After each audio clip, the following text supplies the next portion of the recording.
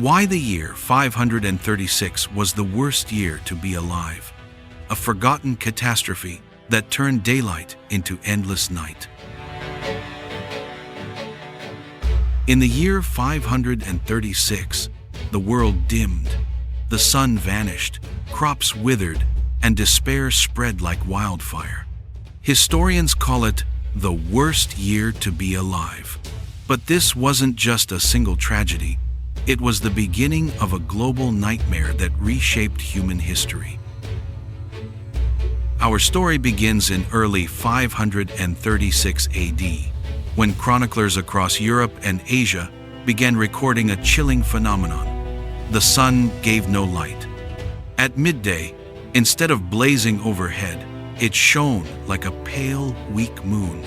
For people with no understanding of science, this was terrifying.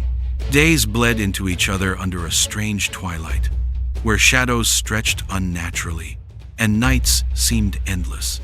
Imagine waking every morning, only to find that the sun, the symbol of life, refused to return.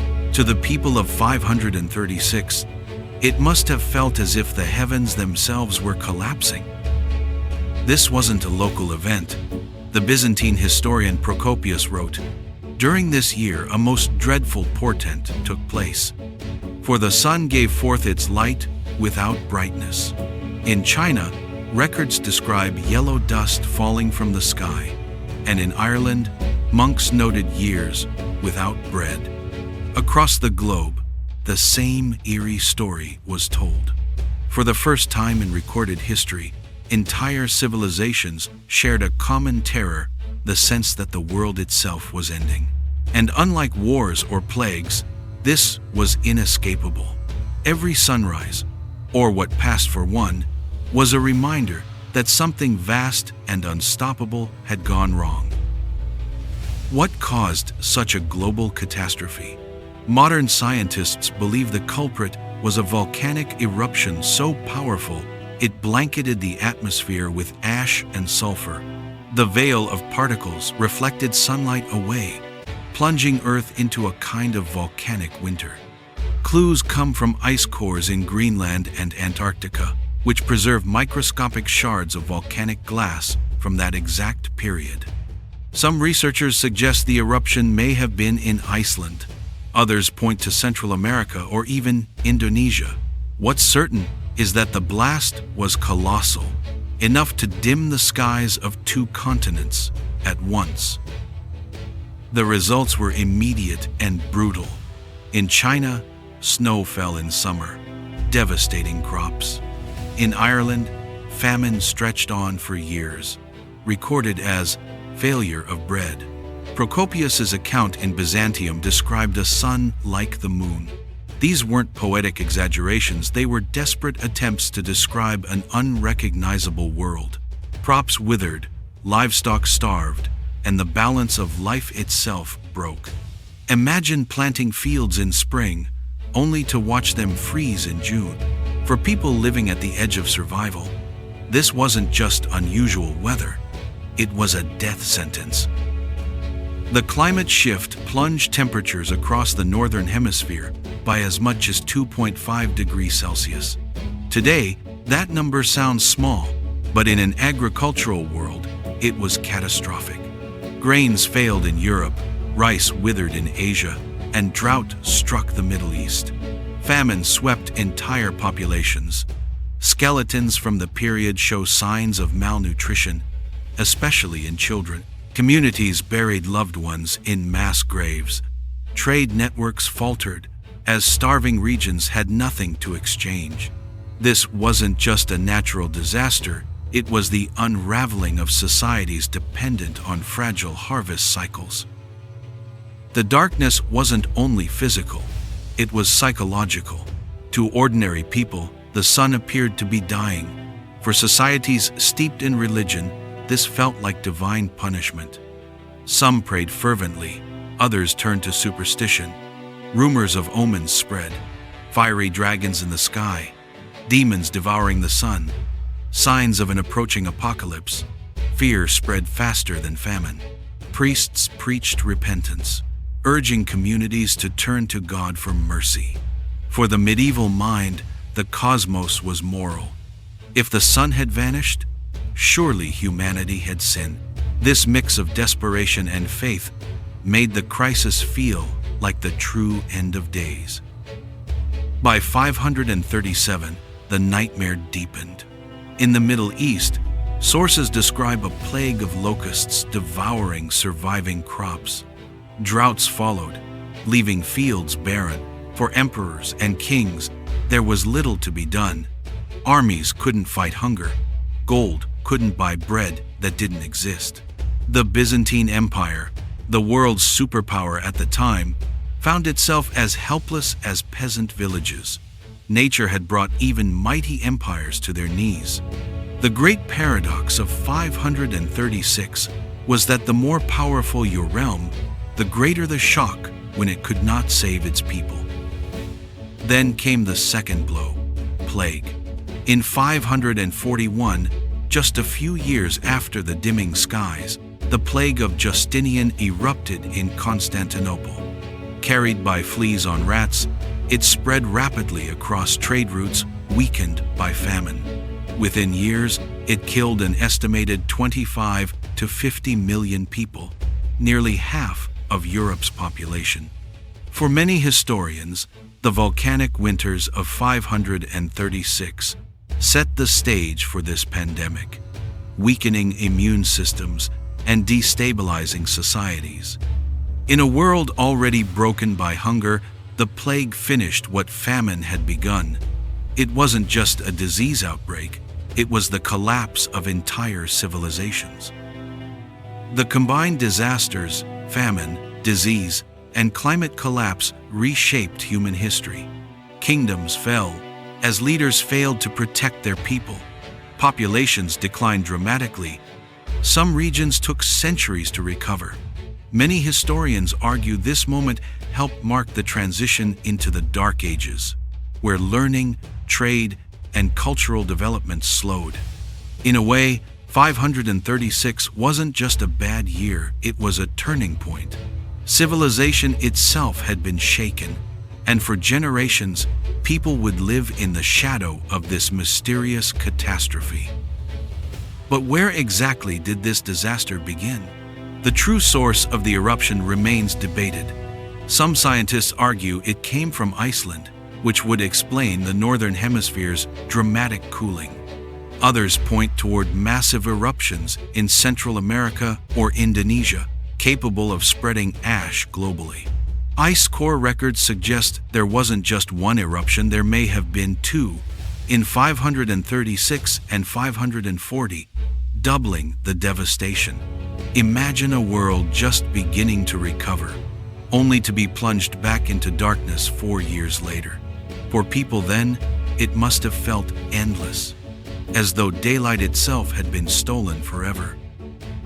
The Earth itself keeps a record of this catastrophe. Tree rings across Europe, Asia, and North America all reveal a narrow band of almost no growth in 536. Trees that had grown steadily for centuries suddenly stopped. Even in Mongolia and the Andes, growth halted. Scientists see this as undeniable proof. The whole planet shivered under a volcanic winter. Imagine being a farmer, watching trees in your orchard barely bud. Year after year, the silence of the forests matched the silence of empty fields. It wasn't just people suffering. The entire living world seemed to freeze in place. In Scandinavia, the crisis reached spiritual levels. Archaeologists have discovered mass deposits of gold and weapons buried in bogs during the late 530s. These weren't hidden treasures, they were offerings. Desperate communities, believing the gods had abandoned them, sacrificed their wealth and tools of war to restore cosmic balance. Imagine surrendering your family's fortune, casting it into the earth in hopes that the sun would return. It shows not only the scale of despair, but also the human instinct to seek meaning, even in senseless catastrophe. Meanwhile, in the Byzantine Empire, Emperor Justinian I pressed on with grand ambitions. even as famine and fear gripped his realm. He ordered the construction of the Hagia Sophia, one of history's most iconic cathedrals. Imagine the contrast. Outside, people starved under dim skies, but inside Constantinople, workers built a monument of dazzling scale. To some, it symbolized resilience, a refusal to yield to despair. To others, it was madness, a ruler blind to his people's suffering. The Hagia Sophia still stands today, a reminder that even in history's darkest moment, humanity created enduring beauty. The catastrophe wasn't limited to Europe and Asia. Evidence suggests regions of the Americas also suffered strange weather at this time. Drought patterns in Mesoamerica and disrupted rainfall in the Andes point to ripple effects across oceans. Though less recorded, ancient civilizations in the Americas may have endured their own silent famines. Volcanoes don't respect borders. The ash veil spread across hemispheres. The year 536 reminds us that natural disasters are global events, connecting distant societies through shared hardship, even when they never knew of each other's existence. Out of such darkness, myths were born. In Norse mythology, tales tell of a wolf swallowing the sun, plunging the world into eternal winter echoes of 536's twilight skies. Legends of Fimbulwinter, a great winter before the end of the world, may have roots here. Across cultures, the disaster carved itself into memory, retold through story and religion. For ancient storytellers, this wasn't geology. It was morality, the punishment of gods or fate. And so, the year 536 lived on, not just in history, but in myth. Yet, despite famine and despair, humanity endured. Slowly, the skies cleared. Crops began to grow again. Families rebuilt shattered communities and trade routes revived. Children who survived the years without sun grew up with stories of resilience. Archaeological finds show settlements repopulated, fields restored, and daily life resumed. The year 536 had brought people to the brink, but it also revealed human endurance. Against a force as vast as the sky itself, communities clung to survival. It's a quiet but powerful reminder. No disaster lasts forever, even when it feels endless. For modern scientists, 536 is more than just a medieval curiosity. It's a warning. A few volcanic eruptions nearly toppled civilizations. Today, we understand how fragile our climate balance is. Satellites, computers, and laboratories may give us better tools, but the forces of nature remain immense. One massive eruption tomorrow could disrupt food chains, economies, and politics worldwide. The lesson of 536 is not just about the past.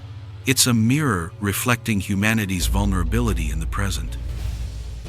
Still, historians debate, was 536 truly the worst year to be alive? Some point to other tragedies, the Black Death in 1347 or the 1998 flu pandemic. But few events reshaped the entire planet so suddenly. It wasn't just death, it was disorientation, famine, plague, and fear combined. Imagine living with no idea why the sun had dimmed, no way to predict when it would return, and no escape. In that sense, 536 wasn't just a bad year, it was the year the world itself seemed broken. So why does the year 536 AD Street ill haunt us? Because it shows how quickly life can unravel. A hidden mountain erupts, a veil of ash rises, and suddenly the sun itself disappears. Empires fall, myths are born, and the future changes course. Yet, out of that nightmare, humanity endured and built anew. So, the next time you see a bright sunrise, take a moment to remember the year it almost disappeared. And if you'd like to keep uncovering the hidden disasters and strange turning points of history, stay curious. There are countless forgotten stories waiting to be brought back into the light